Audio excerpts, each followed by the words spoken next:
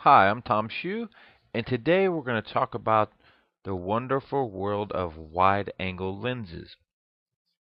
Wide angle lenses can be a real challenge when you first start using them because the wide angle sense makes you think that it's designed to capture a wide area of space.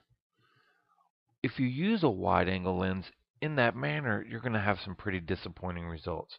Now, don't get me wrong, once in a while it's great to picture a wide area and capture that with your lens, but the real magic with a wide angle lens happens when you get close with it. Right here's just a small track where some ATVs were going across this dirt mound. I dropped down close on the ground and I just took a picture of here this track and the shadow hitting it and stuff like that. And it makes for a pretty interesting image. Versus if I stood up and took a picture of the overall area, it's just nothing there. Again, here's just three little rocks that somebody stacked up and the sun was hitting it at sunset. And these rocks, this rock here is no bigger than your fist. When I get really close on it, these things look like boulders somebody stacked up. Okay? Wide angle lenses are meant to be viewed close in. Okay? Also, when you start doing architecture, you can fit large pieces of buildings in your image, and it will do some interesting things to perspective. We can't correct these without a tilt shift lens. In large format cameras, there's a front and rear stander that swing and tilt to correct for angles that are wrong. You see how this building looks like it's tilting away. That's distortion in your lens. Well, sometimes distortion can be great. Also, sometimes when you see how this really falls away at this angle. So it's kind of interesting how these wide angle lenses actually work. And the more you play with them, the more you'll understand what they'll do and be able to anticipate and use these distortions creatively.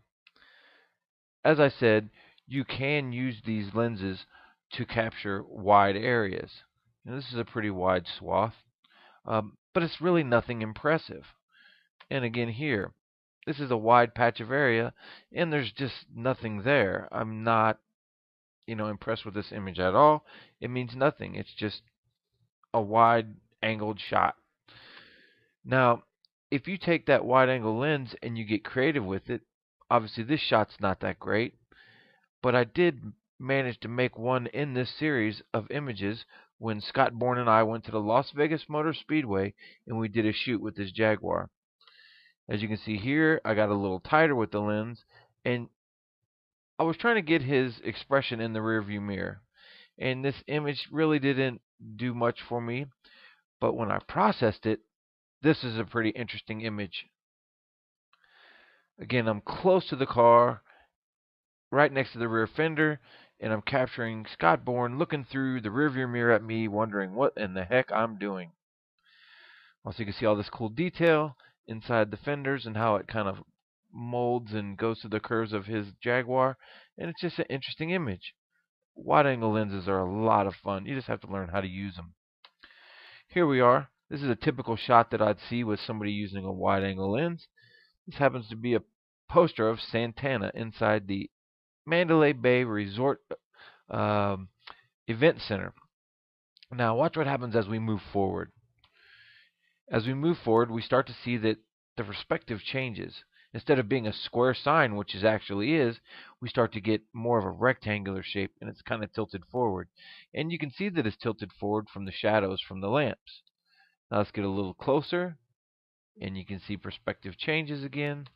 And a little closer, and now look at that neat distortion. It starts to look like a long rectangle. And we can further continue to distort it by manipulating our camera and tilting it away or forward. This is forward, and this is tilted away. And you can see that it really does some interesting things when you work with it. Here's an image. Again, it's used in a normal fashion. It's capturing a wide area. So the field of view is 20 millimeters. It's one of my favorite lenses. A lot of people say from Canon it's not really a sharp lens. Well, I beg to differ. The 20 millimeter EF, they do not make an L lens from Canon in 20 millimeter.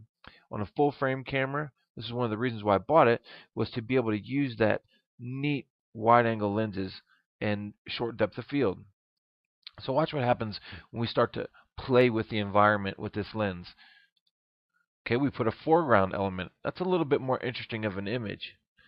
Really not quite there, but it does give you kind of a sense of where we're at in the stadium and kind of the scale of how big it is. Now let's look at it again. It's got some lens flare. There's my knee in this frame. I mean, it really gives you a sense that you're sitting right where I'm at. This is the beauty of a wide-angle lens. It lets you do all kinds of interesting things that you cannot do with another lens. And remember, it's getting close up is where the value is with this lens. The close-up portion being my knee and the seats in front of me. Okay, there again we are using a foreground element up close, which is the handrail.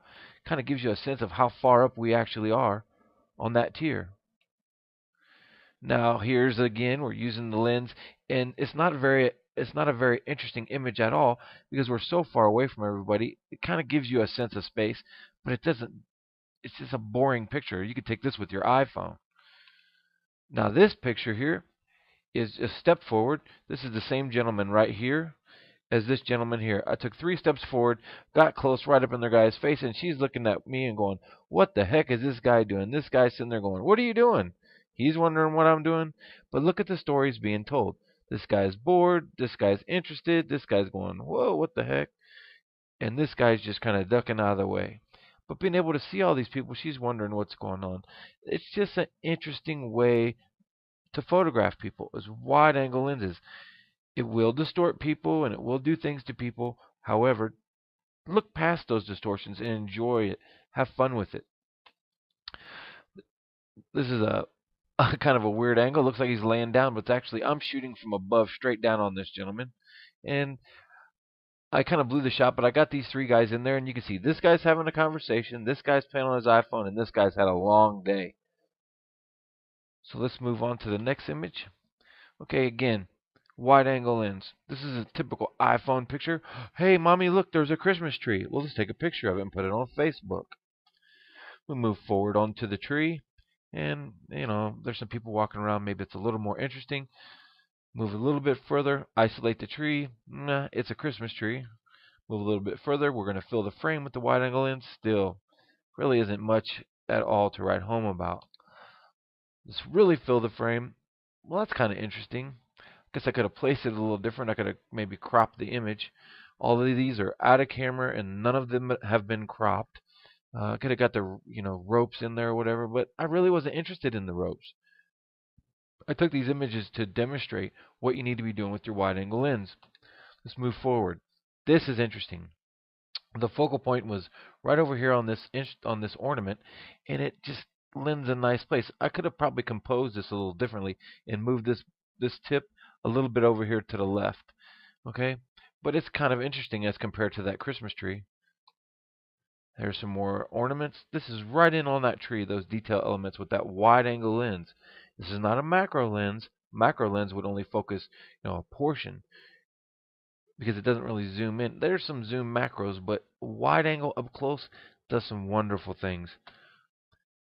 If you can see right here, there's the little dove, but if you look down here in the ball, the reflection, you can see there I am making the picture inside the bulb, and I'm really, really close. This is a wide angle lens capturing the reflection on the ball. Okay, this place was closed. It's called Ariel. It's got a really neat wine cellar. You can see there's a basement level where everyone eats, and these people go into here and they go up on these cables to get these bottles of wine. It's a really interesting thing, and I couldn't get inside to shoot. I wanted to get close from the bottom and shoot it. However, I did find an interesting angle to represent kind of another foreground element using a wide angle lens. Yes, the lighting's off. Yes, it's not perfect. It's in bad light. There's no flash. I'm just using this as demonstrations. However, it is kind of interesting to see this wine cellar as a background element on this bouquet. This one here is kind of a waste. I was trying to make something happen. It didn't work. It's just a bunch of cutouts that I moved in close and looked through, and it's kind of like a frame inside of a frame, but it really didn't work. So you're not always going to get these great images. Okay, here's some staircases. What a beautiful place this would be to take some, like maybe a married couple and come in here and shoot on this grand staircase. However, in this evening, there wasn't anyone there. And you can see that this wide angle lens is really taking up too much information. If you had a zoom lens, you'd probably zoom in closer, but you'd lose a lot of that element. So let's break down this staircase with a wide angle lens. So we move forward and we fill the frame with the stairs. And this would be a pretty neat shot with a couple or some people posing in the middle. However, as a standalone image, it's not really working for me. So let's move forward. The little bit more in the exposure change. I'm shooting in aperture priority mode and metering changed on me. So if I was shooting in a job, I'd fix it and send it to manual metering and use a consistent exposure to have a consistent series of images. But again, this is for tutorial. We move forward and I isolate just half the staircase. That's pretty interesting. It shows a lot of detail in the brass. All right. This environment over here is kind of worthless, so it just doesn't do much for me. Let's just move forward a little bit further. Okay, now we're starting to see some of the detail inside that hand railing. And, it's a pretty interesting shot. It shows how intricate these things are in the detail. But this is the shot that I like. As we move in really, really close on the handrail. Right here's in focus. But it gives you a sense of how rich and plush this is. Gives you some leading lines and some other things. Maybe it's too bright. Maybe it's a lot of things wrong. But I'm just trying to illustrate a point that using your wide angle lens up close can make some interesting shots that you can't make with any other lens. Let's move forward. I guess that is it, guys. So I want to thank you all for taking time to visit my blog today. If you guys have any questions at all, please feel free to answer them in the comment section below the post. I love to hear comments from you guys. If you guys got any recommendations on tutorials, I'd love to hear from you. And so until next time, we'll see you soon.